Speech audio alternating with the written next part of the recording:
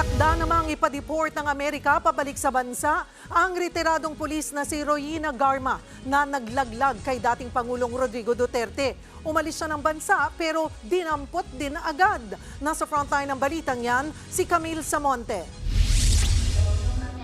Nabulilyaso ang pagpunta sa Amerika ni retired police colonel at dating PCSO General Manager Royina Garma matapos siyang i-detain ng US Immigration sa airport dahil kanselado na pala ang US visa nila ng anak niya.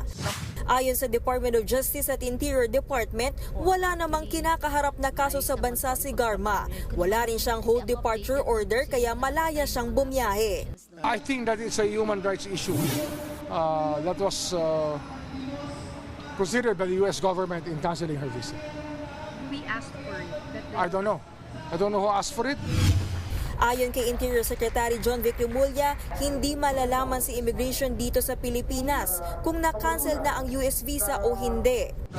Sa ngayon, nakikipag-ugnayan na ang gobyerno sa US Immigration para mapadeport si Garma. Titiyakin naman daw ng DOJ na bibigyan siya ng proteksyon lalo't isa siyang mahalagang testigo sa investigasyon ng House Quad Committee tungkol sa Duterte drug war.